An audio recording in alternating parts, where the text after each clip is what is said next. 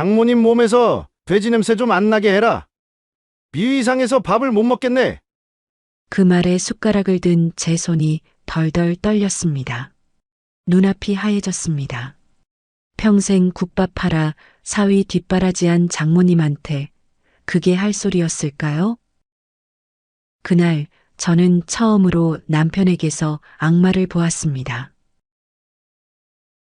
이바구 시작 전에 구독과 좋아요 부탁드리며 끝까지 함께 해주시고 새해 복 많이 받으세요.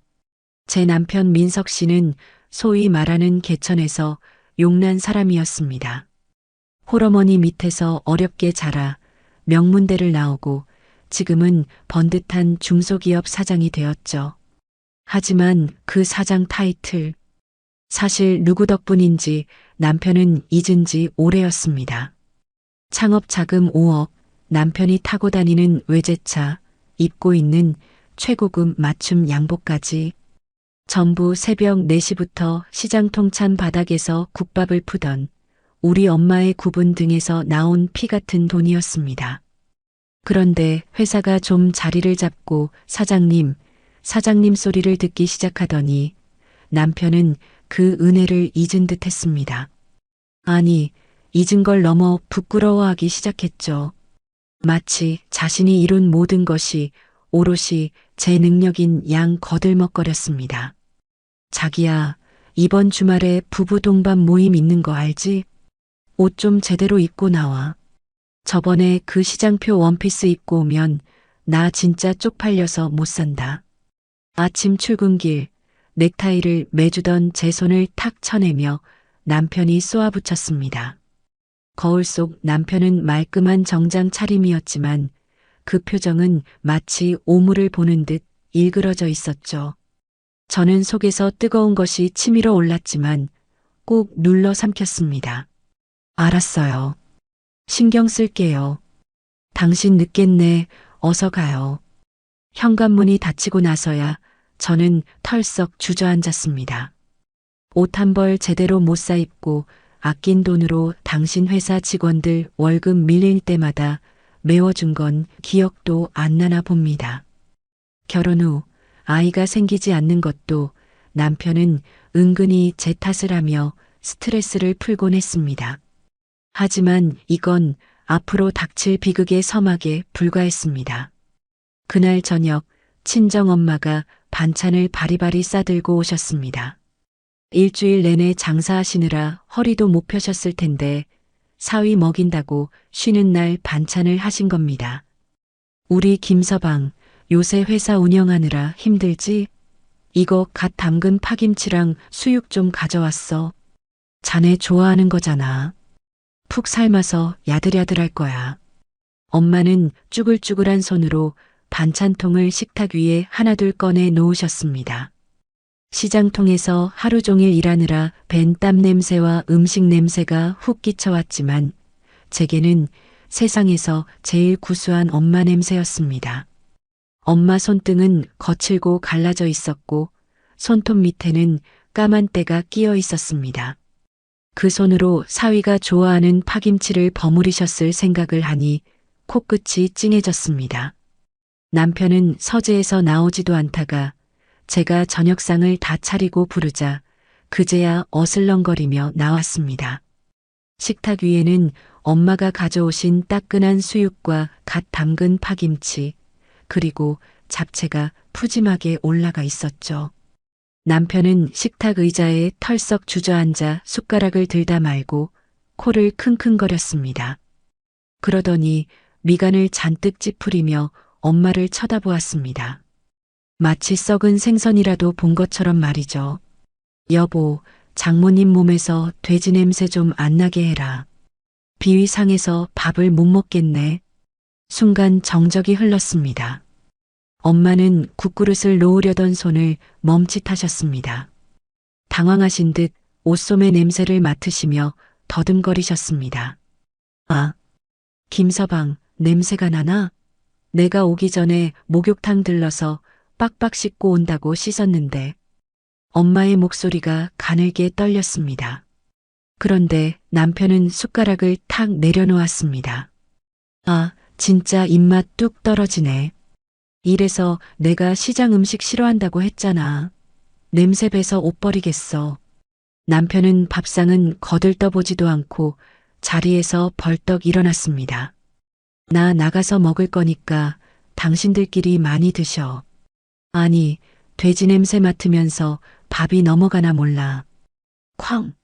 하고 안방 문이 닫히는 소리에 엄마는 고개를 푹 숙이셨습니다. 차려진 수육에서는 김이 모락모락 나는데 엄마의 눈가는 이미 젖어 있었습니다. 저는 참다 못해 벌떡 일어나 안방 문을 열어젖혔습니다. 당신 말이 너무 심하잖아. 엄마가 당신 먹이려고 해오신 거야. 냄새가 나면 얼마나 난다고 그래. 침대에 누워 스마트폰을 보던 남편이 힐끗 저를 쳐다보며 비웃었습니다. 누가 해달래? 그리고 솔직히 말해서 장모님 몸에서 나는 그 국밥 쪘네. 나 진짜 역겨워. 거래처 사장들이 알까봐 겁난다고. 내가 사장인데 장모가 시장통 국밥 할매라는 거 알려지면 내 체면이 뭐가 돼? 격 떨어지게 진짜. 남편은 다시 등을 돌리고 누워버렸습니다. 저는 할 말을 잃었습니다. 그 국밥 할매 돈으로 차린 회사가 바로 당신 회사라는 걸 이 남자는 정말 모르는 걸까요? 엄마는 제 손을 잡으며 고개를 저으셨습니다. 됐다, 영희야. 김서방이 사장이라 예민해서 그래. 나간다. 싸우지 말고 밥 챙겨 먹여. 엄마는 황급히 반찬통 뚜껑을 닫지도 못하고 가방을 챙기셨습니다. 도망치듯 현관을 나서는 엄마의 뒷모습. 굽은 등에는 다 낡은 꽃무늬 보따리가 들려 있었고 신발은 뒷굽이 다 닳아 삐딱했습니다.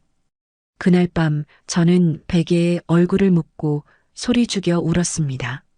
남편의 콧소리 소리가 거실에서 들려올 때마다 심장이 짓눌리는 것 같았습니다. 이 사람과 평생을 살아야 한다는 사실이 처음으로 끔찍하게 느껴졌습니다. 그런데 그날 새벽 목이 말라 물을 마시러 나왔다가 우연히 남편의 통화 소리를 듣게 되었습니다. 베란다에서 문을 닫고 소근거리는 목소리. 자기야. 아유, 놓친 내가 또 냄새나는 걸 들고 와서 밥맛 다 떨어졌어. 응, 걱정 마. 곧 정리할 거야. 그 칙칙한 여자랑 사는 거 나도 지겨워 죽겠어. 수화기 너머로 들리는 간드러지는 여자 웃음소리. 자기야라니? 정리한다는 말, 칙칙한 여자라는 말. 설마 여자가 생긴 걸까요? 아니, 그보다 더 끔찍한 계획을 꾸미고 있는 건 아닐까요? 심장이 쿵쿵 뛰었습니다. 손발이 차가워지고 숨이 막혀왔습니다. 다음 날 아침 엄마에게서 전화가 걸려왔습니다.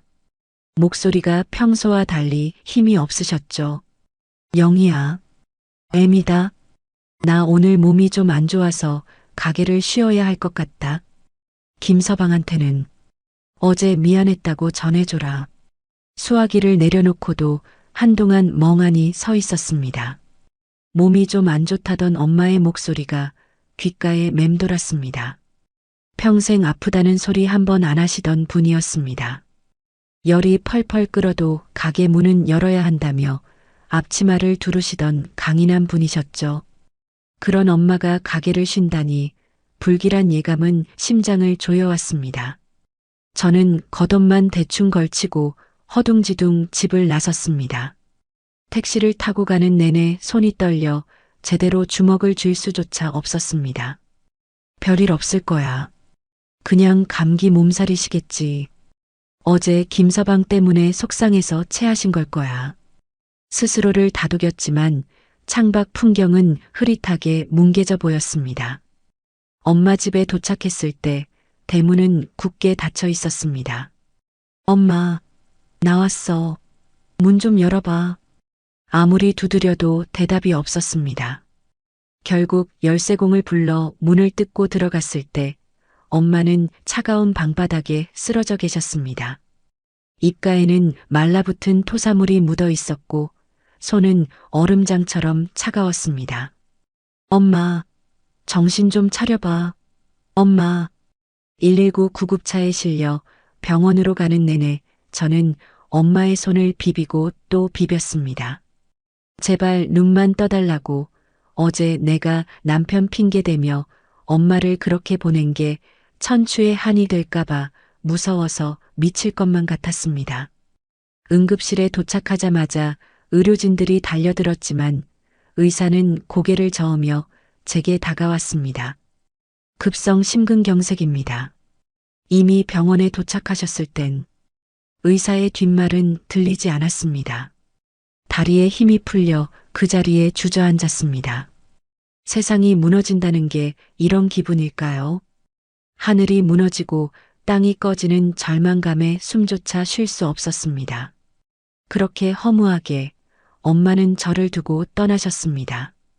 따뜻한 밥 한 끼 제대로 대접 못 해드렸는데 어제 남편 눈치 보느라 그 맛있는 수육 한 점 못 드시고 빈속으로 가셨다는 생각에 가슴을 쥐어뜯으며 통곡했습니다.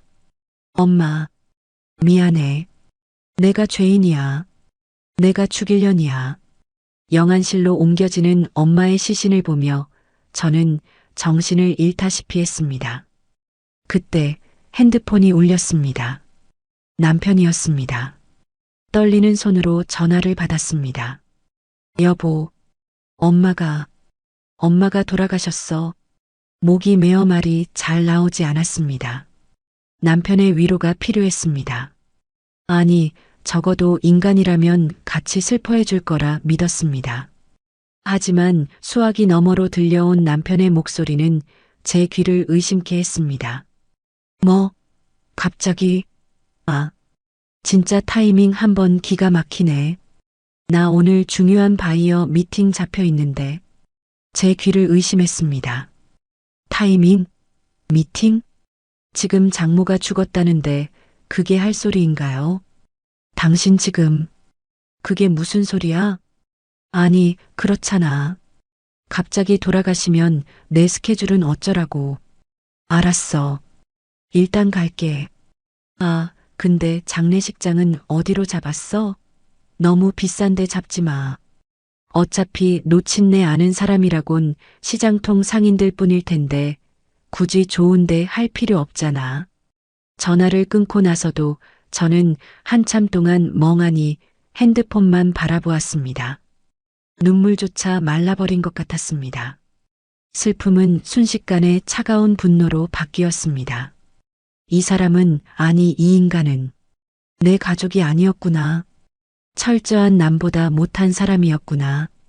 저녁 무렵이 되어서야 남편이 장례식장에 나타났습니다. 검은 양복을 입고 있었지만 표정에는 슬픔이라곤 찾아볼 수 없었습니다. 오히려 귀찮은 일을 떠맡은 사람처럼 짜증이 가득해 보였습니다. 빈소에 들어서자마자 남편은 영정 사진을 향해 건성으로 절을 2번 했습니다.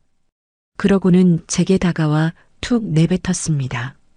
수인은 뭐로 했어? 제일 싼 걸로 했지? 괜히 삼배니 뭐니 비싼 거 하지 마. 태우면 다 제가 될 거, 돈 아깝게. 제 옆에 앉아있던 이모가 기가 막힌다는 듯 쳐다보았습니다. 자네, 지금 그게 할 소린가? 장모님이 자네한테 해준 게 얼만데. 남편은 이모를 힐끗 보더니 콧방귀를 꼈습니다. 아니, 이모님. 현실적으로 생각하자는 거죠. 요즘 경기도 안 좋은데 허례허식 부려서 뭐합니까? 그리고 솔직히 말해서 장모님 부조금이 얼마나 들어오겠어요? 시장통 할머니들 꼬깃꼬깃한 1,000원짜리 몇 장 들고 와서 육개장이나 축 내고 갈 텐데. 식대나 건지면 다행이죠. 그 순간 저는 참았던 이성의 끈이 툭 끊어지는 소리를 들었습니다. 엄마는 평생 자신을 위해 돈 한 푼 안 쓰시고 모은 돈으로 남편 사업 자금을 대주셨습니다. 남편이 처음 사업 시작할 때 거래처 접대비가 없다며 징징거리면 쌈짓돈까지 털어주셨던 분입니다. 그런 엄마의 마지막 가는 길에 고작수의 값과 식대를 아까워하다니요. 당신 입 닥쳐. 제 입에서 낮고 차가운 목소리가 흘러나왔습니다. 남편이 놀란 듯 눈을 동그랗게 떴습니다. 뭐? 당신 지금 나한테 뭐라고 했어? 입 닥치라고 했어. 한마디만 더 돈 타령하면 나 당신 가만 안 둬. 제 눈빛이 심상치 않았는지 남편은 헛기침을 하며 슬그머니 자리를 피했습니다. 아니 뭐, 내가 틀린 말했어? 다 우리 생각해서 하는 말이지. 알았어, 알았다고. 내가 상주니까 손님이나 맞으면 될 거 아냐. 남편은 완장을 차고 입구 쪽에 섰지만 손님을 맞을 생각은 없어 보였습니다. 계속 핸드폰만 들여다보며 누군가와 메시지를 주고받고 있었습니다. 입가에는 실실 웃음까지 띄고 있었죠. 장모상을 당한 상주의 모습이라고는 도저히 믿기지 않았습니다. 밤이 깊어지자 시장 상인들이 하나둘 조문을 오기 시작했습니다. 엄마와 평생을 함께 온 분들이었습니다. 국밥집 옆 채소가게 김씨 아저씨, 생선가게 박씨 아주머니, 모두 흙 묻은 작업복 차림으로 장사를 마치자마자 달려오신 분들이었습니다. 아이고 영희야, 이게 무슨 날벼락이냐. 어제까지만 해도 멀쩡하던 양반이. 박씨 아주머니가 저를 끌어안고 통곡하셨습니다. 저도 아주머니 품에 안겨 참았던 눈물을 터뜨렸습니다. 그런데 그 모습을 지켜보던 남편의 표정이 가관이었습니다. 마치 벌레라도 보는 듯한 눈빛. 조문객들이 내는 부조금 봉투를 곁눈질로 훑어보며 입맛을 다셨습니다. 그리고 제가 들으라는 듯 큰 소리로 혼잣말을 했습니다. 어휴 냄새. 시장통 냄새가 여기까지 진동을 하네. 격 떨어져서 원. 빨리들 먹고 좀 가지. 그 소리를 들은 김씨 아저씨의 얼굴이 불그락푸르락해졌습니다. 하지만 상주인 남편과 싸울 수는 없어 꾹 참으시는 게 보였습니다. 저는 죄송한 마음에 고개를 들 수가 없었습니다. 엄마의 소중한 인연들마저 모욕하는 남편. 이 사람은 정말 구제불능이구나. 마음속 깊은 곳에서 그동안 간신히 붙잡고 있던 미련이라는 끈이 완전히 불타 없어지는 것을 느꼈습니다.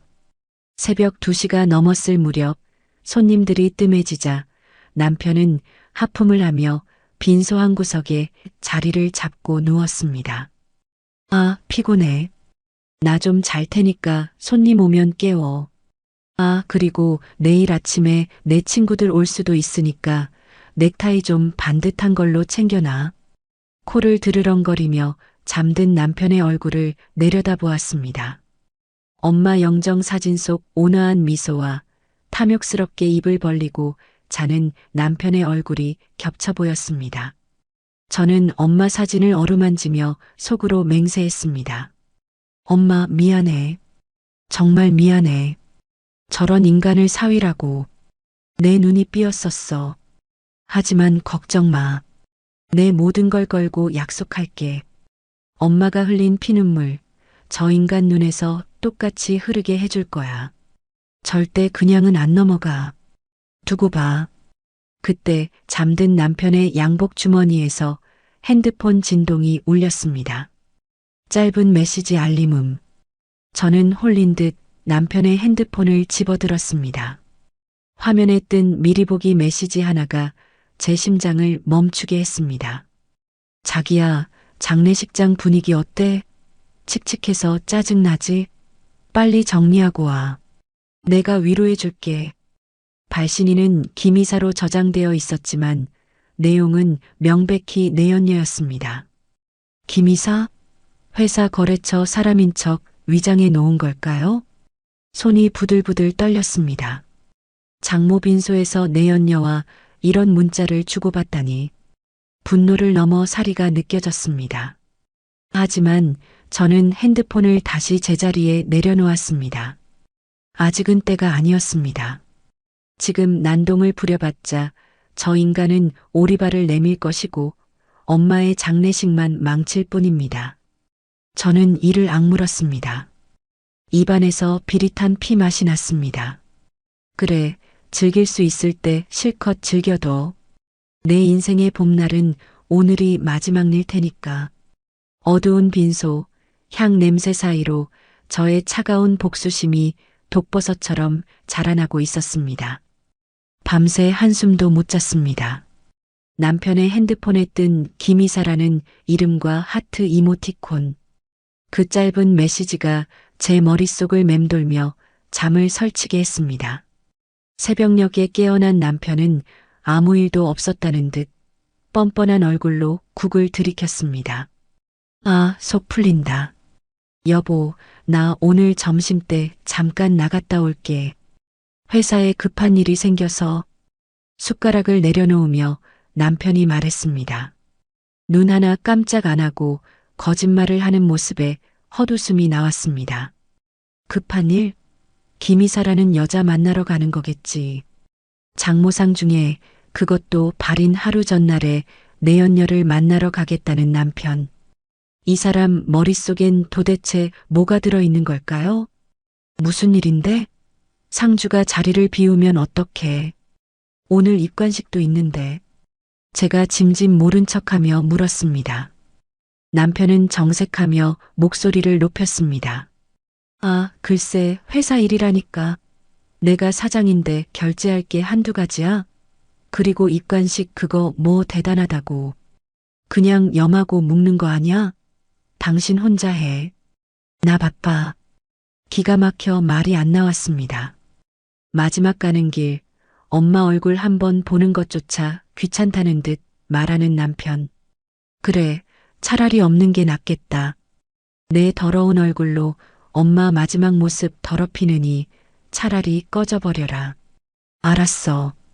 다녀와. 대신 늦지 마. 제가 체념한 듯 말하자 남편은 신이 나서 옷매무새를 다듬었습니다. 상복 위에 검은 코트를 걸치고 거울을 보며 머리를 빗어 넘기는 꼴이라니. 장례식장이 아니라 데이트하러 가는 사람 같았습니다.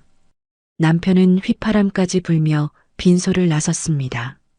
남편이 나가자마자 저는 몰래 뒤를 밟았습니다. 주차장으로 가는 남편의 걸음걸이는 가벼웠습니다. 차에 타자마자 누군가에게 전화를 걸더군요. 자기야. 나 지금 출발해. 응, 지겨워 죽는 줄 알았어. 냄새나는 시장 할매들만 득실대고. 빨리 가서 자기 얼굴 보고 싶다. 차 문 너머로 희미하게 들려오는 목소리. 심장이 쿵 하고 내려앉았습니다. 확신은 했지만 직접 귀로 들으니 억장이 무너지는 것 같았습니다. 엄마, 보고 있어? 저 인간이 엄마 장례식장에서 저러고 있어. 내가 미친년이지. 저런 놈을 남편이라고. 남편의 차가 주차장을 빠져나가는 걸 보며 저는 주먹을 꽉 쥐었습니다. 지금 당장 달려가 머리채라도 잡고 싶었지만 엄마의 빈소를 비울 수 없었습니다. 피눈물을 삼키며 다시 빈소로 돌아왔습니다. 텅 빈 상주 자리에 덩그러니 놓인 완장이 처량해 보였습니다. 엄마, 미안해. 내가 죄인이야. 오후가 되자 조문객들이 다시 몰려오기 시작했습니다. 대부분 엄마와 시장에서 동고동락했던 상인분들이나 엄마 국밥을 평생 드셔온 단골 손님들이었습니다. 다들 남편은 어디 갔냐며 혀를 찼습니다. 아니, 상주가 코빼기도 안 보이면 어떡해? 사위가 장모 사랑은 끔찍하다더니 다 옛말인가 봐. 그러게 말이야. 김서방 그 사람 겉만 번지르르 했지 속은 텅 빈 강정이라니까. 쯧쯧. 수군거리는 소리가 들릴 때마다 저는 죄인이 된 기분이었습니다. 엄마 욕먹이는 것 같아 고개를 들 수가 없었습니다.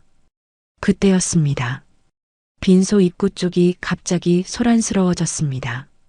검은 양복을 차려입은 점잖은 노신사 서너 분이 들어오고 계셨습니다. 시장통 상인들과는 분위기부터가 달랐습니다. 옷차림이나 풍기는 기품이 예사롭지 않아 보였습니다. 그중 가장 연세가 지긋해 보이는 분이 화환을 앞세우고 들어오셨습니다. 화환 리본에는 태성건설 회장 박태성이라는 글씨가 선명했습니다. 태성건설? 그 유명한 건설 회사? 저는 제 눈을 의심했습니다.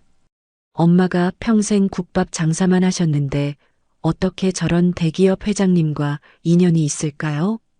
혹시 잘못 찾아오신 건 아닐까? 노신사분들은 영정사진 앞에 서서 정중하게 묵념을 올렸습니다. 그리고 제가 상주 자리에 홀로 서 있는 것을 보고 의아한 표정을 지으셨습니다. 저, 상주 되시는 분은 안 계십니까? 박 회장님이 낮은 목소리로 물으셨습니다. 저는 얼굴이 화끈거려 쥐구멍이라도 숨고 싶었습니다. 남편이 회사 핑계대고 내연녀 만나러 갔다고 사실대로 말할 수도 없고, 죄송합니다. 남편이 회사에 급한 일이 생겨서 잠시 자리를 비웠습니다. 곧 올 겁니다. 거짓말을 하는 제 목소리가 떨렸습니다. 박 회장님의 눈썹이 꿈틀했습니다. 그 옆에 서 있던 다른 분이 혀를 차며 말씀하셨습니다. 장모님 빈소에서 상주가 자리를 비워? 아무리 바빠도 그렇지 이게 무슨 경우야? 김 여사님이 평소에 사위 자랑을 그렇게 하시더니 막상 와보니 실망이구만. 박 회장님은 실망한 기색이 역력했습니다. 하지만 점잖게 고개를 끄덕이며 제게 봉투를 건네셨습니다. 부인께서 고생이 많으십니다. 김 여사님은 제 은인이셨습니다. 어려울 때 국밥 한 그릇, 따뜻한 말 한마디가 저를 살렸죠. 꼭 마지막 가시는 길 배웅해 드리고 싶었는데 사위분을 못 뵙고 가서 아쉽군요. 은인이라니? 엄마에게 이런 인연이 있었다니. 저는 놀라움과 죄송함에 연신 고개를 숙였습니다. 정말 죄송합니다. 오시면 꼭 전해드리겠습니다. 귀한 발걸음 해주셔서 감사합니다. 노신사분들은 잠시 빈소에 머물다 식사도 하지 않으시고 바로 일어나셨습니다. 상주도 없는 빈소에서 밥술 뜨기가 좀 그렇구만. 가세. 그분들이 떠나는 뒷모습을 보며 저는 가슴을 쳤습니다. 남편 이 인간, 제 복을 제가 걷어찼구나. 저분들이 누군지도 모르고 기생오라비처럼 내연녀나 만나러 가다니. 정말 구제불능이다. 그런데 한편으로는 등골이 서늘했습니다. 저분들의 눈빛이 예사롭지 않았기 때문입니다. 단순히 실망한 것을 넘어 괘씸하다는 기색이 역력했으니까요. 저녁 늦게서야 남편이 돌아왔습니다. 술 냄새와 낯선 향수 냄새를 풍기며 비틀거리더군요. 입가에는 희미한 립스틱 자국까지 묻어 있었습니다. 피곤해. 회사 일이 너무 많아서. 근데 밥은? 나 배고픈데. 뻔뻔하게 육개장을 찾는 남편을 보며 저는 끓어오르는 분노를 억눌렀습니다. 당신 오늘 누구 왔다 갔는지 알아? 누구? 시장통 아줌마들이나 왔겠지. 돈 안 되는 사람들. 남편은 대수롭지 않다는 듯 넥타이를 풀며 말했습니다. 저는 박 회장님이 두고 간 명함을 남편 눈앞에 들이밀었습니다. 태성건설 박태성 회장님. 그리고 그 일행분들. 당신 찾으시더라. 순간 남편의 눈이 휘둥그레졌습니다. 숟가락을 들던 손이 공중에서 멈췄습니다. 태성건설? 박 회장님이 여기를 왜 와? 말도 안 돼. 엄마가 회장님 은인이라 하시더라. 당신 없어서 엄청 실망하고 가셨어. 사위가 장모 빈소도 안 지키냐고 혀를 차시던데 남편의 얼굴이 사색이 되었습니다. 태성건설이면 남편 회사의 원청 업체 중에서도 갑 중의 갑입니다. 남편이 평소에 줄이라도 대보려고 안달이 났던 바로 그 회사죠. 남편은 허둥지둥 명함을 낚아채더니 벌벌 떨었습니다. 왜 진작 전화를 안 했어? 내가 바로 달려왔을 텐데. 너 미쳤어? 이런 귀한 손님을 그냥 보내. 적반하장이었습니다. 자기가 바람 피우러 가놓고 저한테 화를 내다니. 저는 싸늘하게 쏘아붙였습니다. 전화를 안 받아놓고 누굴 탓해? 회사 일 바쁘다며? 김 이사님이랑 업무 보느라 바쁘셨나 봐? 제 말에 남편이 흠칫했습니다. 뭐야? 김 이사라니? 너 뭐 알고 하는 소리야? 아니, 그냥 김 이사라는 사람이랑 일한다고 했잖아. 당신이. 제가 노려보자 남편은 슬그머니 시선을 피했습니다. 그래. 김 이사. 아무튼, 진짜 아깝네. 박 회장님한테 눈도장 찍을 기회였는데. 젠장. 남편은 머리를 감싸쥐고 괴로워했습니다. 장모의 죽음보다 거래처 회장님을 놓친 게 더 슬픈 모양입니다. 저 인간의 머릿속엔 오로지 돈과 성공, 그리고 여자뿐이구나. 엄마, 보고 있지? 저 인간의 밑바닥이 어디까지인지. 밤이 깊어지자 빈손은 다시 고요해졌습니다. 남편은 술 기운에 코를 골며 잠들었고 저는 홀로 향을 피웠습니다. 그리고 엄마의 영정 사진을 하염없이 바라봤습니다.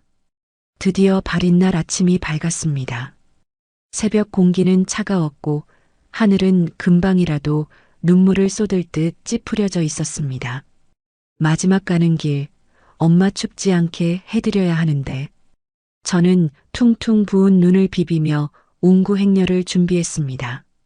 그런데 남편이 보이지 않았습니다.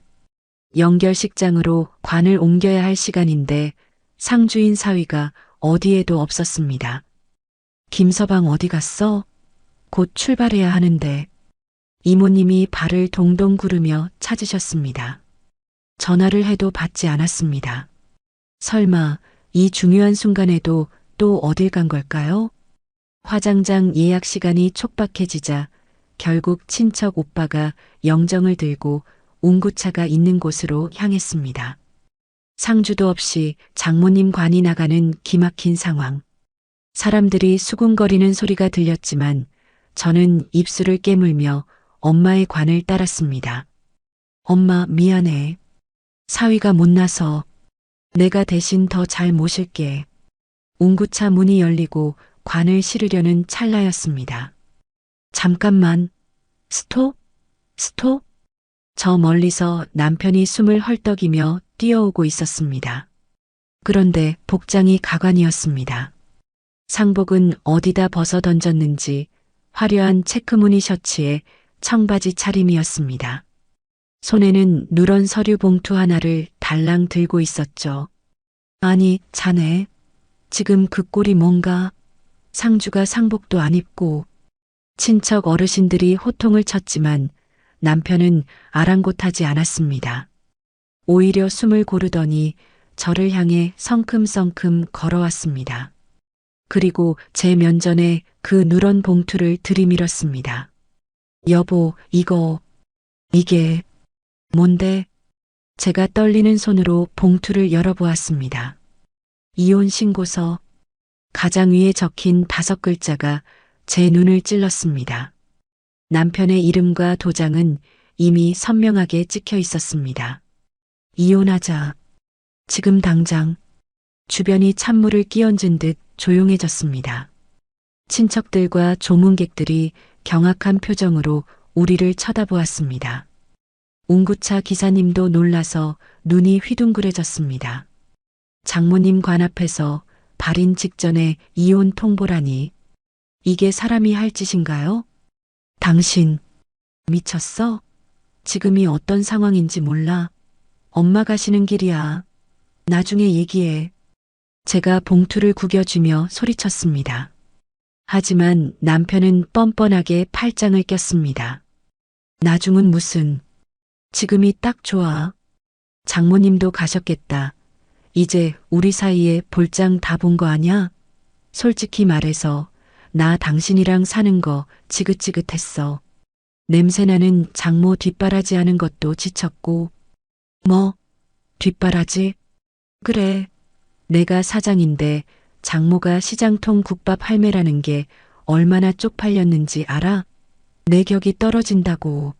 이제 그 짐 덜었으니 나도 내 인생 찾아야지. 남편의 입에서 나오는 말들은 하나같이 비수였습니다. 어떻게 저런 말을 할 수 있을까요?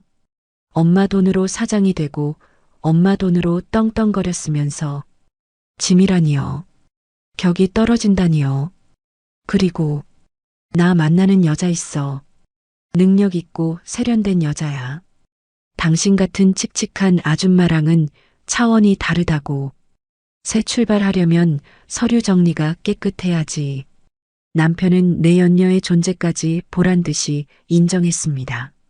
친척들이 웅성거리는 소리가 커졌습니다. 저런 천하의 호로자식을 봤나? 당장 끌어내. 이모부님이 멱살을 잡으려 했지만 남편은 콧방귀를 꼈습니다. 어허, 손대지 마세요. 폭행죄로 고소합니다. 그리고 영희야, 너 도장 안 찍으면 나 장례식장 엎어버릴 거야. 여기서 개망신당하고 싶지 않으면 조용히 찍어. 남편은 협박까지 서슴지 않았습니다. 이 사람은 정말 끝까지 가는구나. 엄마의 마지막 가는 길마저 흙탕물로 만들 작정이구나. 저는 엄마의 관을 바라보았습니다. 관 속에 엄마가 듣고 계실 것만 같아 가슴이 미어졌습니다. 엄마 미안해. 정말 미안해. 저는 결심했습니다. 여기서 소란을 피워 엄마 가시는 길을 시끄럽게 만들 수는 없었습니다. 그리고 더 이상 저 쓰레기 같은 인간과 엮이고 싶지도 않았습니다. 정이 떨어진다는 말로는 부족했습니다. 사리가 느껴질 만큼 증오스러웠지만 지금은 엄마를 편히 보내드리는 게 우선이었습니다. 그래, 찍어줄게. 대신 약속해. 도장 찍으면 당장 내 눈앞에서 꺼져. 그리고 다시는 내 앞에 나타나지 마. 제가 차갑게 말하자 남편의 얼굴에 화색이 돌았습니다. 오, 역시 말이 통하네. 그래, 그래.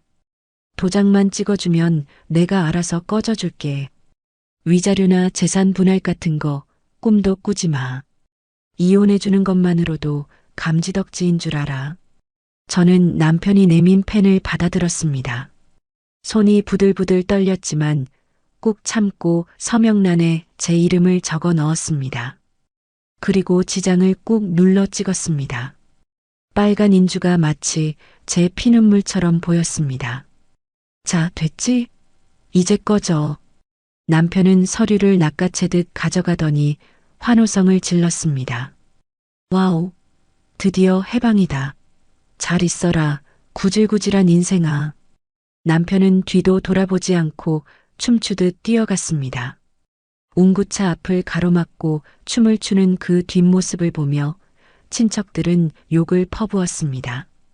하지만 저는 눈물도 나오지 않았습니다. 오히려 머릿속이 차갑게 식으면서 명료해지는 기분이었습니다. 남편이 사라진 후 저는 다시 엄마의 관 앞에 섰습니다. 기사님, 출발해 주세요. 운구차가 천천히 움직이기 시작했습니다. 저는 관을 어루만지며 속삭였습니다. 엄마, 이제 진짜 우리 둘뿐이네. 저 나쁜 놈, 내가 쫓아냈어. 저승 가서도 맘 편히 쉬어. 화장장으로 가는 길, 창밖의 풍경은 무심하게도 평화로웠습니다. 하지만 제 마음속에는 거대한 태풍이 몰아치고 있었습니다. 이혼 서류에 도장을 찍는 순간 저는 과거에 멍청하고 순진했던 영희를 죽였습니다. 화장을 마치고 유골함을 받아들었을 때 모르는 번호로 전화가 걸려왔습니다. 여보세요? 아, 사모님 되십니까? 저는 돌아가신 김말순 여사님의 법률 대리인인 최 변호사라고 합니다. 변호사? 엄마에게 변호사가 있었다고요? 네, 맞는데요. 무슨 일이시죠? 장례 절차가 다 끝나신 것 같아 연락드렸습니다. 여사님께서 생전에 남기신 유언장이 있습니다. 오늘 중으로 뵙고 집행하고 싶은데 시간 괜찮으신지요? 유언장. 그 세 글자에 심장이 쿵 내려앉았습니다. 평생 국밥만 파시던 엄마가 유언장을 남기셨다니. 그리고 변호사까지 선임해 두셨다니.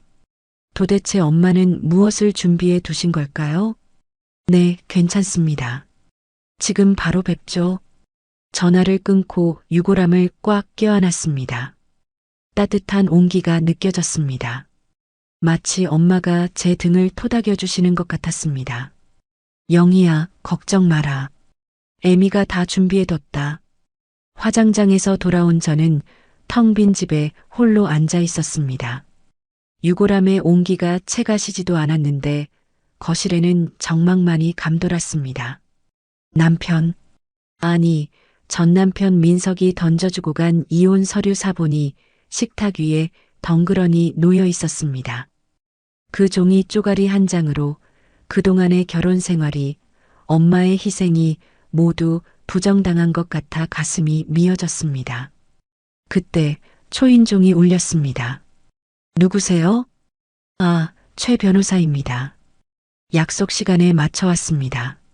문을 열자 중후한 인상의 신사가 서류 가방을 들고 서 있었습니다. 그 뒤에는 젊은 비서 한 명이 따라 들어왔죠. 두 분은 거실 소파에 앉아 정중하게 인사를 건넸습니다. 힘든 시기일 텐데 시간 내주셔서 감사합니다. 고인이 되신 김말순 여사님께서 생전에 남기신 유언을 집행하러 왔습니다.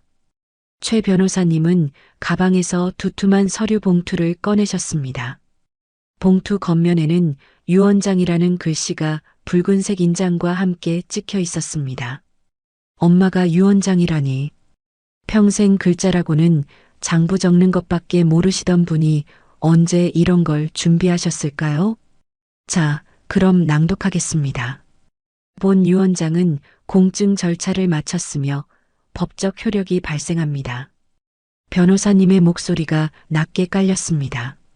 저는 침을 꼴깍 삼키며 귀를 기울였습니다. 나 김말수는 내 사후에 남길 재산에 대해 다음과 같이 유언한다. 첫째, 내가 소유한 서울시 5층 상가 건물 및 그 부속 토지 일체. 둘째, 은행 예금 채권 금 5억 원 및 증권 주식 일체. 셋째, 현재 거주 중인 아파트 및 시장통 국밥집 점포 임대차, 보증금 반환 채권 일체. 제 귀를 의심했습니다. 5층 상가 건물, 5억 원? 주식?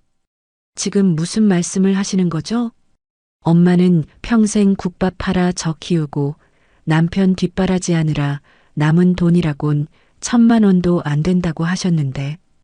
변호사님, 지금 잘못 말씀하신 거 아니에요? 저희 엄마 국밥 장사하셨는데요. 건물이라니요? 제가 덜덜 떨며 묻자 최 변호사님은 빙그레 웃으셨습니다. 따님도 모르셨군요. 여사님께서 철저히 비밀로 하셨으니까요. 사실 그 건물 30년 전에 국밥 장사에서 모은 돈으로 헐값에 사두신 겁니다. 근데 거기가 이번에 재개발 확정되면서 보상금만 50억이 넘게 책정됐습니다. 게다가 그동안 나온 월세도 꼬박꼬박 모아두셔서 현금 자산도 꽤 되시고요. 50억? 머리가 핑 돌았습니다. 엄마는 그 큰 돈을 가지고도 왜 그렇게 짠순이처럼 사셨을까요? 구멍난 양말을 꿰매 신고 유통기한 임박한 떨이 채소만 사다 드시면서 여사님께서 늘 말씀하셨죠. 이 돈은 우리 영이 나중에 늙어서 고생 안 하게 줄 거야. 사위놈 사업한다고 설치는데 알면 다 뜯어갈까봐 말 안 했어. 라고요. 엄마. 눈물이 왈칵 쏟아졌습니다. 엄마는 다 알고 계셨던 겁니다. 사위의 됨됨이를, 언젠가 딸을 배신할 거라는 걸. 그래서 묵묵히 바보처럼 헌신하는 척하면서 딸을 위한 최후의 보루를 쌓고 계셨던 겁니다. 자, 그리고 가장 중요한 조항입니다. 위 모든 재산은 오직 내 딸 이영희에게만 단독 상속한다. 변호사님의 낭독이 끝나는 순간 현관문 도어록이 열렸습니다. 누구겠습니까? 전 남편 김민석, 그 인간이었습니다. 아마 집에 남은 자기 물건이라도 챙기러 왔거나 혹시라도 장례 부조금이 얼마나 들어왔나 훔쳐보러 왔겠죠. 뭐야? 웬 손님들이야? 민석은 거실에 앉아있는 변호사님을 보고 흠칫 놀랐습니다. 그러다 테이블 위에 펼쳐진 유언장과 재산 목록 서류를 발견하고는 눈이 휘둥그레졌습니다. 유언장? 재산 목록? 50억? 건물주? 민석은 신발도 벗지 않고 거실로 뛰어들어와 서류를 낚아챘습니다. 손이 덜덜 떨리더군요. 서류에 적힌 숫자를 읽어내려가는 그의 눈동자가 걷잡을 수 없이 흔들렸습니다. 이게 다 진짜야? 장모님이 건물주였어? 50억? 그의 입이 떡 벌어졌습니다. 침까지 흘릴 기세였습니다. 와, 대박이다. 영희야, 우리 부자 됐어. 50억이래, 50억. 야, 내가 이럴 줄 알았어. 장모님이 보통 분이 아니시라니까. 민석은 환호성을 지르며 저를 껴안으려 했습니다. 아까 화장장 앞에서 지긋지긋하다며 춤추던 그 인간이 맞나 싶었습니다. 저는 벌레를 쳐내듯 그를 밀어냈습니다. 이거나, 누가 우리야? 당신 미쳤어? 왜 그래, 여보? 아까 내가 좀 심했지? 미안해. 내가 장례 치르느라 스트레스 받아서 헛소리한 거야. 알잖아. 나 원래 다혈질인 거. 자자, 일단 앉아봐. 변호사 양반, 그럼 이 돈은 언제 들어오는 겁니까? 민석은 뻔뻔하게 변호사님 옆에 앉아 아부를 떨기 시작했습니다. 정말 인간의 탈을 쓰고 어쩜 저럴 수 있을까요? 최 변호사님은 안경을 고쳤으며 싸늘하게 민석을 쳐다보았습니다. 누구신지요? 저요? 고인 사위 되는 사람입니다. 김민석 사장이라고 합니다. 민석이 명함을 내밀었지만 변호사님은 거들떠보지도 않았습니다. 사위라. 글쎄요. 서류상으로는 남남이신 것 같은데. 예, 남남이라뇨? 저희 아직 법적으로 부부. 그때 제가 식탁 위에 있던 이혼 신고서 사본을 들어 민석의 눈앞에 흔들었습니다. 김민석 씨, 정신 차려. 아까 화장장에서 당신이 도장 찍으라고 난리 쳤잖아. 내가 찍어줬고 당신이 직접 법원에 제출한다고 가져갔잖아. 벌써 잊었어? 민석의 얼굴이 하얗게 질렸습니다. 눈동자가 지진 난 것처럼 흔들렸습니다. 그건 그냥 화가 나서 해본 소리고 아직 접수 안 했어. 내가 설마 진짜로 이혼하겠냐? 다 사랑 싸움이지. 웃기지 마. 변호사님, 이 사람 좀 내보내주세요. 주거 침입으로 신고하기 전에. 최 변호사님이 일어서며 헛기침을 했습니다. 김민석 씨, 고인의 유언에 따라 모든 재산은 따님인 이영희 씨 단독 명의로 상속됩니다. 그리고 이미 이혼에 합의하신 상태라면 배우자로서의 상속권도 주장하실 수 없습니다.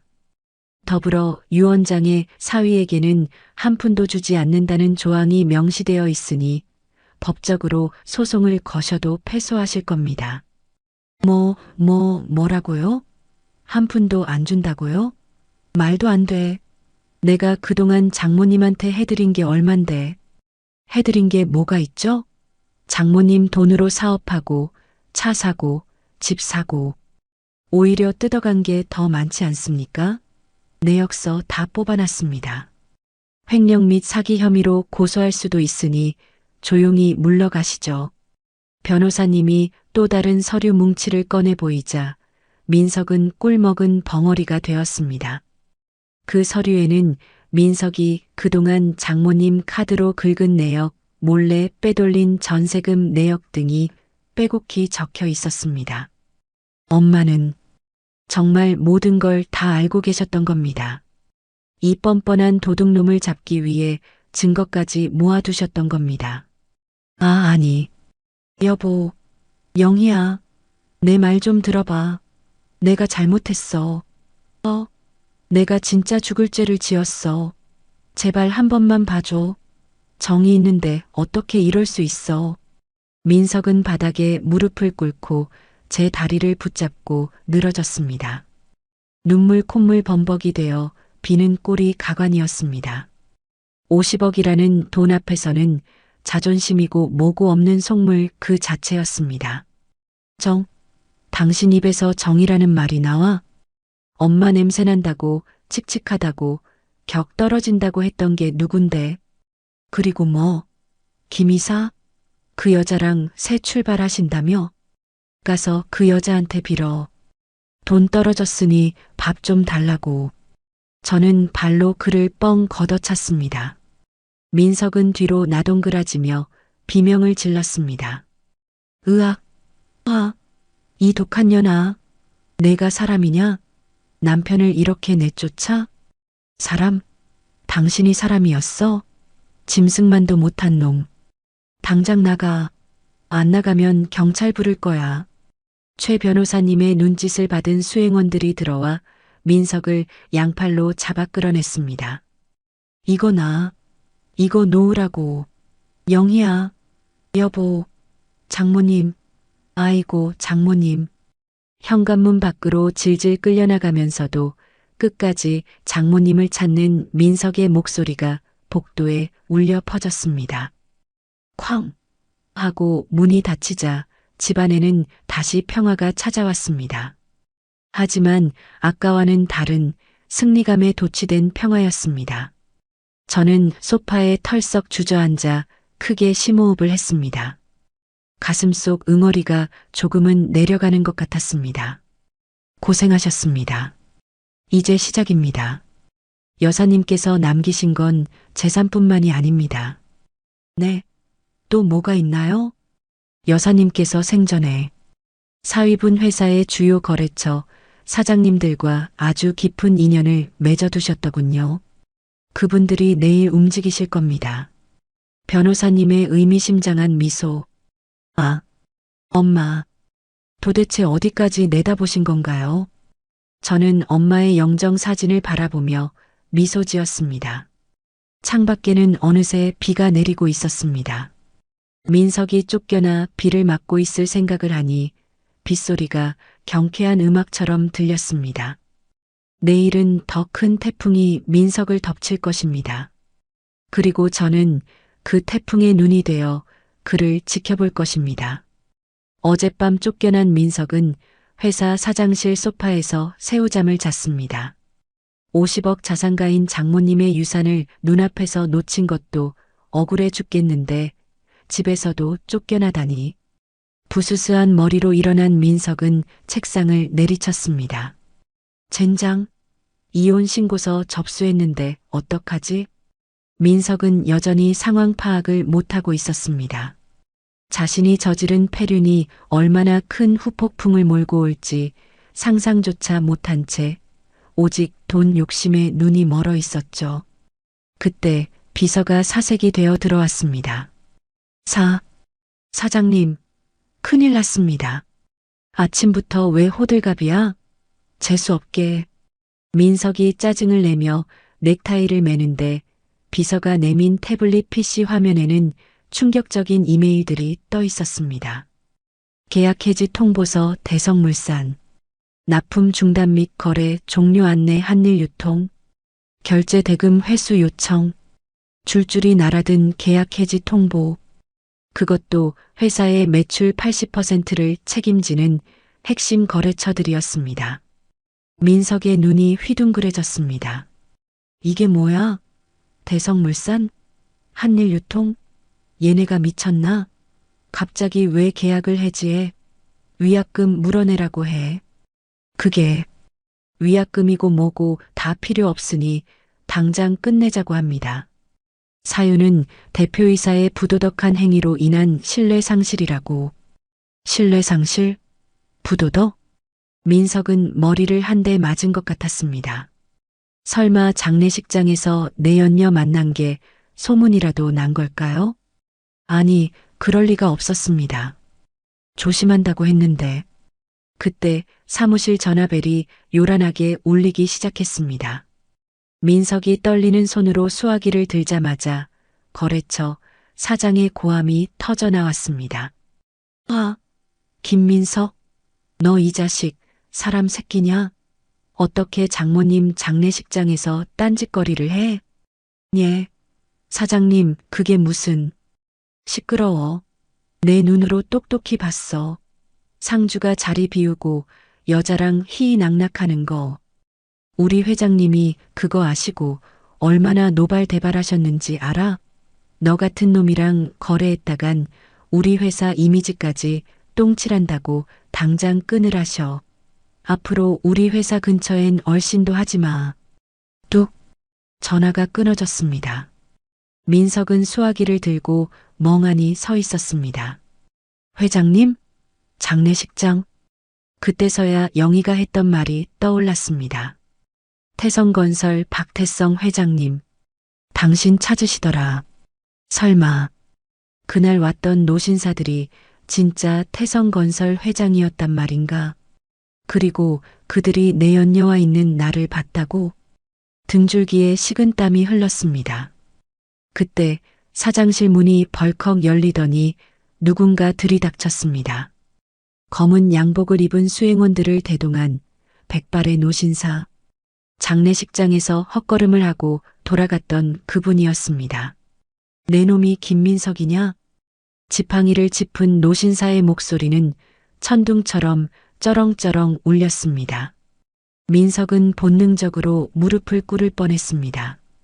그 압도적인 카리스마에 기가 눌려 말도 제대로 나오지 않았습니다.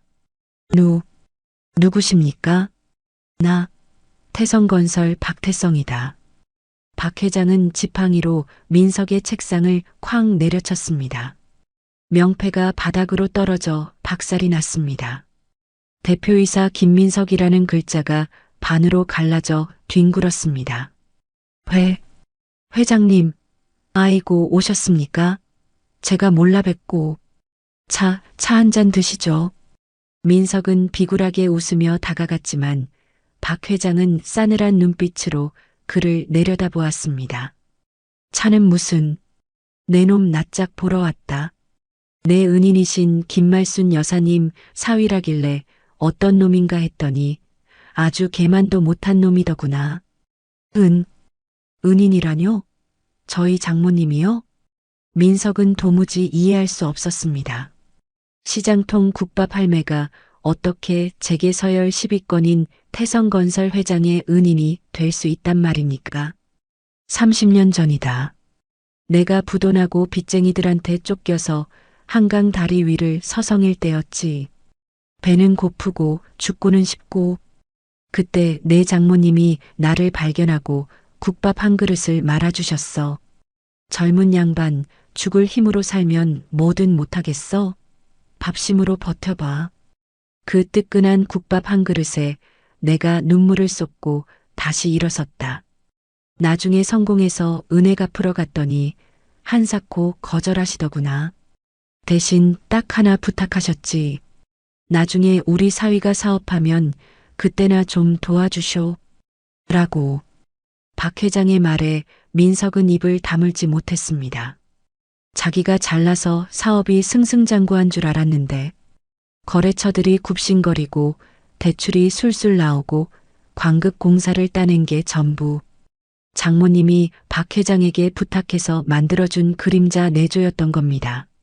내놈 회사가 여기까지 온 게 누구 덕인 줄 아느냐? 다 여사님 덕분이야. 내가 여사님 체면 봐서 내놈한테 일감 몰아주고 뒤봐준 거라고. 그런데 뭐 장모의 장례식장에서 상주가 자리를 비워? 그것도 모자라 웬 젊은 년이랑 시덕거리며 돌아다녀. 내가 그 꼴을 보고 얼마나 피가 거꾸로 솟았는지 아느냐. 박 회장의 호통에 사무실 유리가 징징 울렸습니다.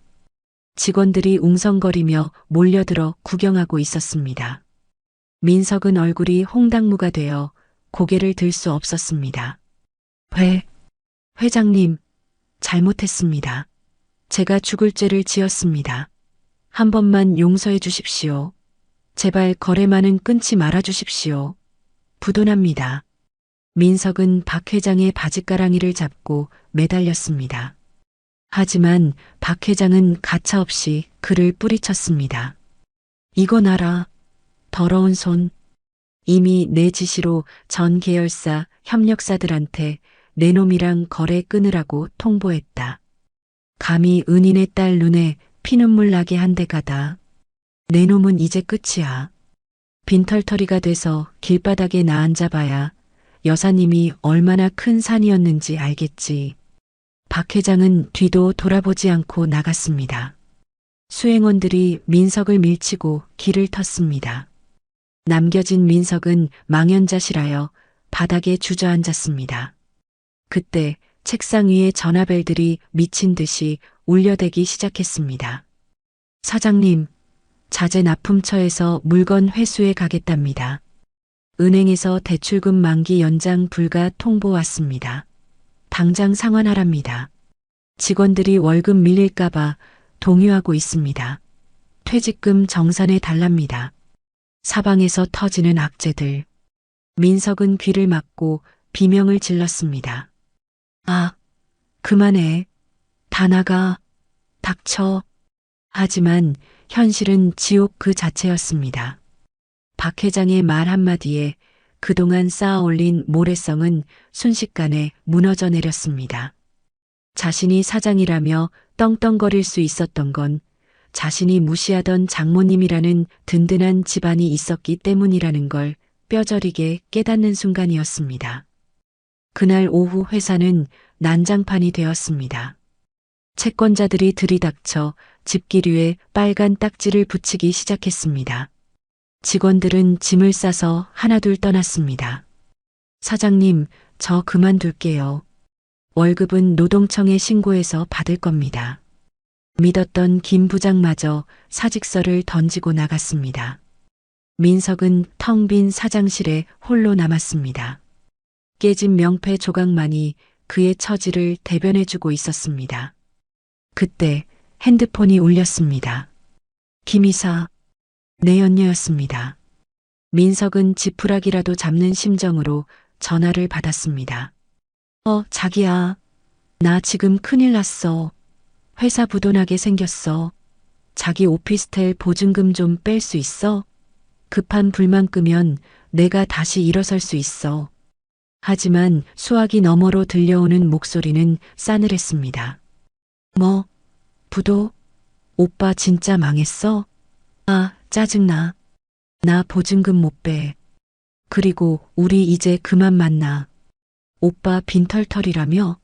내가 미쳤다고 거지랑 사귀냐? 다신 연락하지 마. 뚝. 전화가 끊어졌습니다. 사랑한다던 김 이사마저 돈이 떨어지자 가차없이 등을 돌린 겁니다. 민석은 허탈한 웃음을 터뜨렸습니다. 하하하. 모든 게 꿈만 같았습니다. 어제까지만 해도 잘 나가는 사장이었는데 하루아침에 빚더미에 앉은 알거지가 되다니. 민석은 비틀거리는 걸음으로 회사를 나섰습니다. 갈 곳이 없었습니다. 집에서는 쫓겨났고 회사는 망했고 여자는 떠났습니다. 주머니에는 꼬깃꼬깃한 10,000원짜리 한 장뿐. 그제야 배가 고파왔습니다. 시장통 국밥 한 그릇이 간절하게 생각났습니다. 장모님이 우리 사위 많이 먹어 하며 고기를 듬뿍 얹어주시던 그 국밥. 냄새난다며 타박하고 버렸던 그 국밥이 사무치게 그리워졌습니다. 하지만 이제 그 국밥을 말아줄 장모님은 안 계십니다. 자신이 버린 복을 다시 주워 담을 수는 없었습니다. 민석은 터덜터덜 걷기 시작했습니다. 어디로 가야 할지도 모른 채 후회와 절망만이 가득한 길바닥으로. 변호사님에게서 연락이 온 건 비가 추적추적 내리던 어느 날 밤이었습니다. 장례를 치르고 일주일쯤 지났을까요? 집안 곳곳에 남아있던 엄마의 흔적을 정리하며 마음을 추스르던 중이었습니다. 이영애 씨, 늦은 시간에 죄송합니다. 전 남편분 소식 궁금하지 않으십니까? 최 변호사님의 목소리에는 묘한 통쾌함이 서려 있었습니다. 저는 쥐고 있던 엄마의 낡은 앞치마를 내려놓으며 창밖을 바라보았습니다. 빗줄기가 유리창을 때리는 소리가 유난히 크게 들렸습니다. 글쎄요. 죽지만 않았으면 됐는데요. 죗값은 살아서 치러야 하니까요. 그 사람이 어떻게 됐나요? 제가 담담하게 묻자 변호사님은 허허 웃으시더군요. 죽지는 않았는데 사는 게 사는 꼴이 아니더군요. 아주 가관입니다. 변호사님이 전해준 그 인간의 근황은 제가 상상했던 것보다 훨씬 더 비참하고 처절했습니다. 마치 한 편의 막장 드라마를 듣는 것 같았죠. 하지만 이번에는 제가 주인공이 아니라 관객이 되어 즐길 차례였습니다. 그 인간이 집에서 쫓겨난 다음 날 그를 찾아온 박태성 회장의 불호령 한 번에 모든 거래처가 등을 돌리자 회사는 순식간에 공중분해되었다고 합니다. 직원들은 밀린 월급 내놓으라며 사장실을 점거했고 빚쟁이들은 사무실 집기류에 빨간 딱지를 붙였습니다. 그 잘나빠진 김민석 사장님 명패가 바닥에 뒹굴며 밟히는 꼴을 상상하니 10년 묵은 체증이 내려가는 것 같았습니다. 가장 압권인 건 그 내연녀입니다. 김이사라는 여자요. 아, 그 여자도 같이 망했나요? 아니요. 그 여자가 아주 영악하더군요. 민석 씨가 빈털터리가 되자마자 바로 본색을 드러냈답니다. 오피스텔 비밀번호를 바꾸고 문전박대를 했다네요. 변호사님의 설명에 따르면 민석은 갈 곳이 없어지자 그 여자 오피스텔을 찾아갔다고 합니다. 비에 쫄딱 젖은 생쥐꼴을 하고 문을 두드렸겠죠. 자기야, 나야. 문 좀 열어봐. 우리 사랑했잖아. 그 뻔뻔한 입으로 사랑을 운운했을 겁니다. 하지만 돌아온 건 싸늘한 경멸뿐이었다고 합니다. 거짓골을 하고 여길 왜 와? 냄새나게. 경찰 부르기 전에 꺼져. 그 여자가 민석의 얼굴에 침을 뱉다시피 하며 내쫓았다는 이야기를 듣고 저는 저도 모르게 실소를 터뜨렸습니다. 사랑? 그 인간 입에서 사랑이라는 단어가 나왔다니 역겨움이 치밀어 올랐습니다. 나한테는 냄새난다, 칙칙하다, 격 떨어진다며 온갖 모욕을 주더니 그 여자한테는 무릎 꿇고 매달려서 구걸을 했다고요? 정말 짐승만도 못한 인간입니다. 하지만 한편으로는 통쾌했습니다. 인과응보, 사필귀정, 자신이 저지른 짓을 그대로 돌려받은 셈이니까요. 그럼 지금은 어디 있나요? 찜질방을 전전하다가 그마저도 돈이 떨어져서 쫓겨났답니다.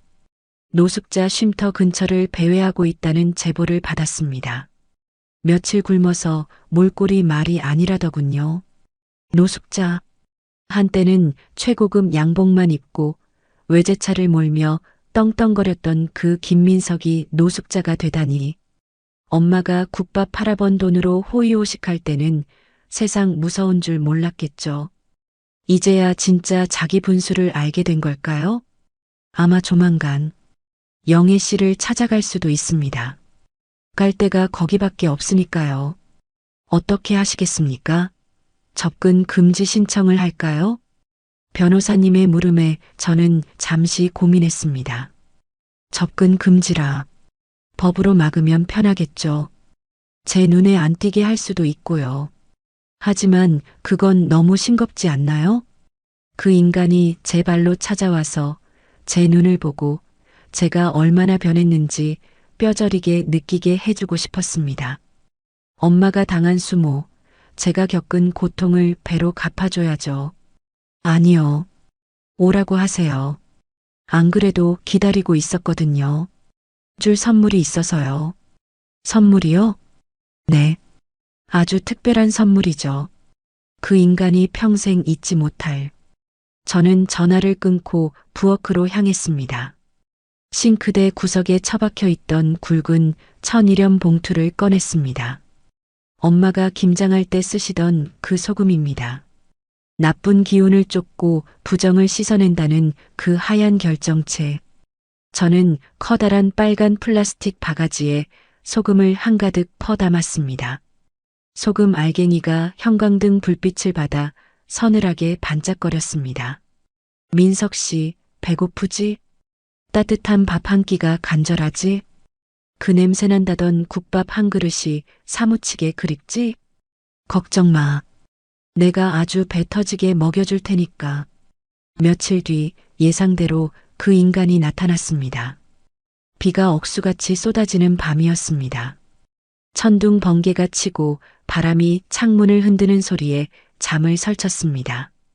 그때 대문 인터폰이 울렸습니다. 이 시간에 올 사람은 그 인간뿐이었습니다. 저는 인터폰 모니터를 켰습니다. 화면 속에 잡힌 형체는 사람이라고 보기 힘들 정도로 처참했습니다. 비에 젖어 축 늘어지다 못해 떡진 머리, 덥수룩하게 자란 수염, 흙탕물이 튀어 엉망이 된 찢어진 양복. 누가 봐도 영락없는 노숙자였습니다. 하지만 저는 단번에 알아봤습니다. 그 비열한 눈빛, 축 처진 어깨, 제 전남편 김민석이었습니다. 누구세요? 일부러 모르는 척 차갑게 물었습니다. 여보, 나야. 민석이. 목소리가 쩍쩍 갈라져 있었습니다.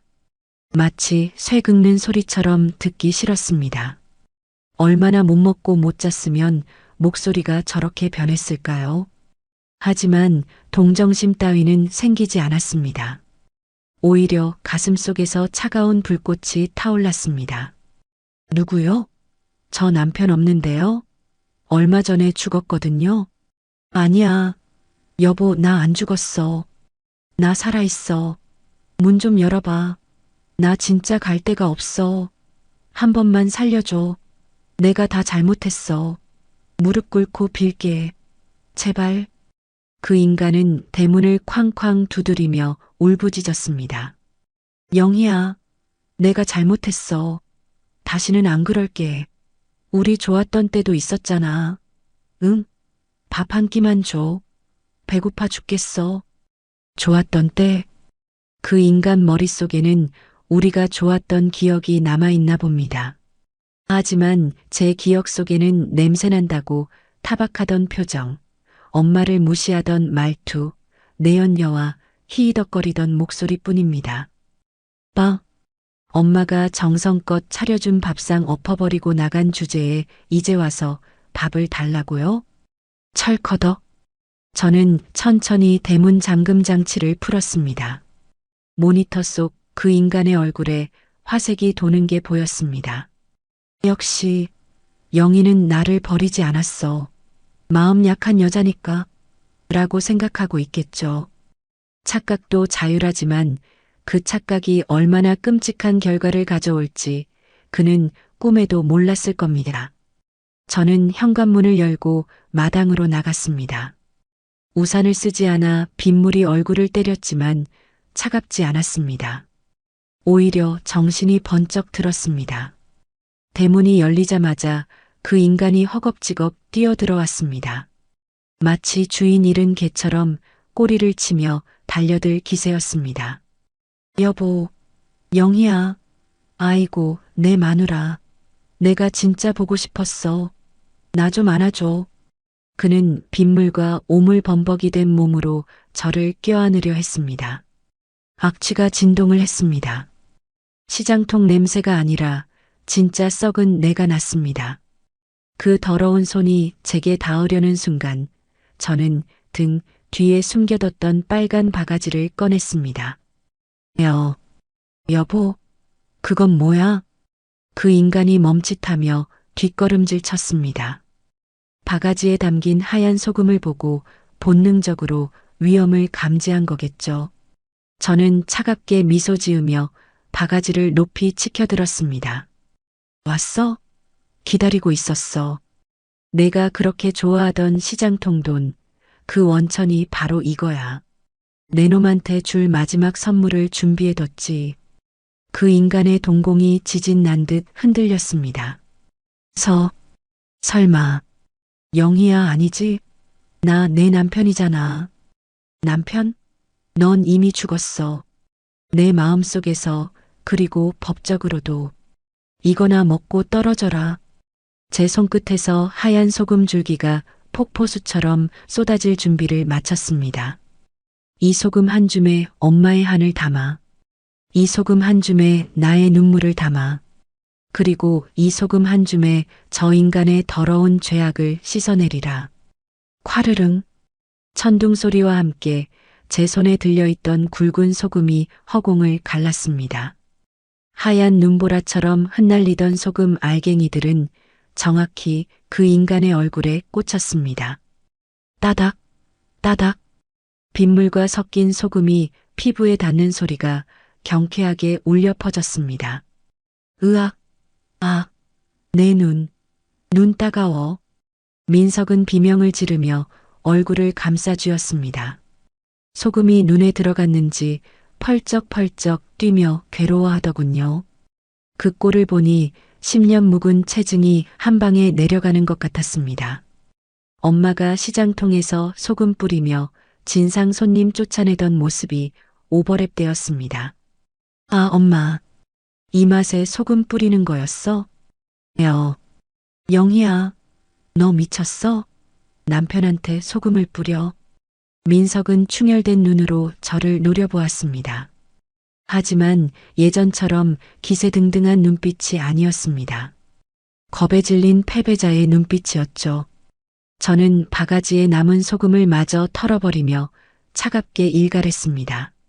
남편? 내 남편은 얼마 전에 죽었어. 지금 내 앞에 있는 건 우리 엄마 등골 빼먹고 내 가슴에 대못 박은 짐승 한 마리뿐이야. 썩 꺼져. 부정 타니까 내 집 앞에서 얼쩡거리지 마. 아, 이영희, 내가 어떻게 나한테 이럴 수 있어? 내가 사장일 때는 굽신거리더니 망하니까 아주 사람 취급을 안 해? 너도 똑같아. 돈 보고 사람 차별하는 속물이라고. 민석은 악을 쓰며 달려들 기세였습니다. 적반하장도 유분수지. 제가 돈 보고 결혼했나요? 엄마 돈으로 사장 만들어주고 빚 갚아주고 뒷바라지 해준 게 누군데. 저는 기가 막혀 헛웃음이 나왔습니다. 속물? 그래, 나 속물할게. 근데 넌 그 속물보다 더한 쓰레기잖아. 돈 떨어지니까 내 연녀한테도 버림받고 냄새난다고 무시하던 장모님 돈 탐내서 여기까지 기어왔잖아. 내가 싼 똥, 내가 치워. 더 이상 나한테 묻히지 말고. 너 진짜 후회 안 해? 나 여기서 나가면 진짜 죽을 수도 있어. 나 죽으면 너 평생 죄책감에 시달릴 거야. 그래도 좋아. 민석은 마지막 카드로 협박을 꺼내 들었습니다. 자신의 목숨을 담보로 구걸하는 꼴이라니. 정말 바닥까지 보여주는구나 싶었습니다. 하지만 저는 눈 하나 깜짝하지 않았습니다. 죽든 말든 상관없어.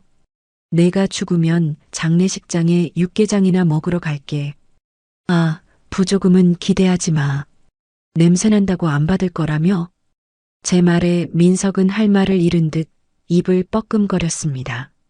그때 멀리서 경찰차 사이렌 소리가 들려왔습니다. 변호사님이 미리 조치해둔 모양입니다. 경찰? 너 신고했어? 주거 침입죄, 협박죄, 접근 금지 위반. 아마 콩밥 좀 먹어야 할걸? 거기 가면 밥은 꼬박꼬박 나오니까 굶어 죽진 않겠네. 잘 됐네. 경찰차 2대가 집 앞에 멈춰 섰습니다. 경찰관들이 내려 민석을 포위했습니다. 김민석 씨 맞습니까? 신고받고 왔습니다. 당신을 현행범으로 체포합니다. 아니, 형사님, 오해입니다. 저 여기 남편입니다. 부부싸움 좀 한 거 가지고 무슨 체포입니까? 민석은 발버둥 쳤지만 경찰관들은 단호했습니다. 법적으로 이혼하신 거 확인됐고요. 접근 금지 명령도 떨어졌습니다. 가시죠. 차가운 수갑이 민석의 손목에 채워졌습니다. 한때 명품 시계를 차고 거들먹거리던 그 손목에 이제는 은팔찌가 채워진 겁니다. 민석은 경찰차에 끌려가면서도 끝까지 저를 향해 고래고래 소리를 질렀습니다. 이영희, 너 두고 봐. 내가 가만 안 둘 거야. 장모님 돈 내놔. 그 돈 내 거야. 으악, 이거 나. 놓으라고. 경찰차 뒷좌석에 구겨 넣어지는 민석의 모습. 그게 그 인간의 마지막이었습니다. 비명과 욕설을 남기고 경찰차는 어둠 속으로 사라졌습니다. 골목길에는 다시 빗소리만 남았습니다. 하지만 그 빗소리가 마치 축복의 박수 소리처럼 들렸습니다. 저는 대문을 굳게 잠그고 집으로 들어왔습니다. 현관에 들어서자마자 다리에 힘이 풀려 주저앉았습니다. 속이 후련하면서도 한편으로는 허탈했습니다. 사랑이라고 믿었던 감정, 가족이라고 생각했던 관계, 그 모든 것이 저렇게 허무하게 끝이 났습니다. 하지만 슬프지는 않았습니다. 오히려 가슴 깊은 곳에서 뜨거운 것이 차올랐습니다. 그것은 해방감이었습니다. 엄마. 저는 안방에 모셔둔 엄마의 영정 사진 앞으로 기어갔습니다. 사진 속 엄마는 여전히 환하게 웃고 계셨습니다. 마치 잘했다, 내 새끼. 속 시원하지? 라고 말씀하시는 것 같았습니다. 엄마 봤지? 나 그 인간 쫓아냈어. 경찰 불러서 아주 망신을 톡톡히 주고 보냈어. 이제 다시는 우리 앞에 못 나타나. 엄마가 준 소금 아주 요긴하게 썼어. 저는 사진을 끌어안고 엉엉 울었습니다. 슬퍼서가 아니라 엄마가 너무 보고 싶어서, 그리고 죄송해서. 진작 이렇게 할 걸. 엄마 살아계실 때 그 인간 눈치 보지 말고 맛있는 거 사드리고 좋은 옷 사드릴 걸. 왜 바보같이 참고만 살았을까. 엄마, 나 이제 어떻게 살까? 엄마 없으니까 너무 무섭고 외로워. 그날 밤 꿈에 엄마가 나오셨습니다. 시장통 국밥집 앞치마를 두르시고 따끈한 국밥 한 그릇을 내미셨습니다. 영희야, 밥 묵어라. 든든하게 묵고 힘내서 살아야지. 니는 내 딸이다. 누구 눈치도 보지 말고 니 묵고 싶은 거 묵고 하고 싶은 거 다 하고 살아라. 그게 효도다. 꿈에서 깬 저는 눈물을 닦고 일어났습니다. 그래, 엄마 말씀이 맞아. 청승맞게 울고만 있을 순 없지. 엄마가 목숨 걸고 지켜준 재산, 내가 보란 듯이 잘 지키고 불려서 행복하게 사는 게 진짜 복수고 효도야. 그날 이후 시간이 꽤 흘렀습니다. 봄이 가고 여름이 지나고 가을이 왔다 갔습니다. 그리고 이제 엄마가 돌아가신 지 1년이 훌쩍 지났습니다. 사장님, 여기 깍두기 좀 더 주세요. 네, 금방 갑니다. 저는 엄마가 남겨주신 국밥집 카운터에 앉아 장부를 정리하고 있습니다. 가게는 손님들로 북적입니다. 엄마의 손맛을 잊지 못한 단골들, 그리고 소문을 듣고 찾아온 젊은 손님들까지 매일매일 문전성시를 이루고 있죠. 저는 더 이상 칙칙한 가정주부 이영희가 아닙니다. 50억 자산가이자 건물주, 그리고 대박 국밥집 사장님 이영희입니다. 이제는 백화점에 가서 마음에 드는 옷이 있으면 가격표도 안 보고 삽니다. 피부과도 다니고 운동도 시작했습니다.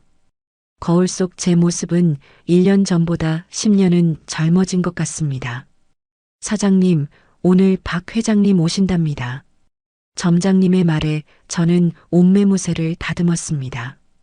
태성건설 박태성 회장님, 엄마와의 인연으로 이어져 이제는 저의 든든한 후원자이신 분. 가끔 직원들을 데리고 회식을 오셔서 매상을 올려주곤 하십니다. 아이고, 우리 이사장. 얼굴이 날이 갈수록 좋아지네. 박 회장님이 호탕하게 웃으시며 들어오셨습니다. 저는 정중하게 인사를 드렸습니다. 회장님 덕분이죠. 늘 감사합니다. 감사는 무슨, 자네 어머님 덕이지. 참, 그 친구. 김민석인가? 소식 들었나? 박 회장님의 물음에 저는 미소 지으며 고개를 저었습니다. 아니요. 관심 없습니다. 교도소에 있나요? 얼마 전에 출소했는데 알코올 중독으로 병원에 입원했다더군. 노숙자 생활하다가 몸이 다 망가졌대. 폐인이 다 됐어. 쯧쯧. 그렇군요. 폐인이라 잘 어울리는 결말이네요. 동정심조차 들지 않았습니다. 그저 남의 이야기처럼 무덤덤할 뿐이었습니다. 그는 자신의 과거 속에 갇혀 영원히 고통받겠지만 저는 미래를 향해 나아가고 있으니까요. 가게 문을 닫고 집으로 돌아오는 길, 밤하늘에 보름달이 환하게 떠 있었습니다. 달빛이 마치 엄마의 얼굴처럼 보였습니다. 엄마, 나 잘하고 있지? 이제 냄새난다고 무시하는 사람 아무도 없어. 다들 나보고 멋있대. 부럽대. 나 이제 진짜 행복해. 그러니까 엄마도 거기서 걱정 말고 편히 쉬어. 나중에 우리 다시 만나면 내가 맛있는 국밥 한 그릇 말아줄게. 사랑해, 엄마. 저는 달을 향해 미소를 지으며 가벼운 발걸음으로 집으로 향했습니다. 제 그림자가 달빛을 받아 길게 아주 당당하게 뻗어나갔습니다. 제 인생의 진짜 봄날은 바로 지금부터니까요. 오늘의 이바구는 여기까지입니다. 끝까지 함께 해주셔서 감사드리며 구독과 좋아요 눌러주시면 놀라운 인생 사연들을 누구보다 먼저 무료로 만나보실 수 있습니다.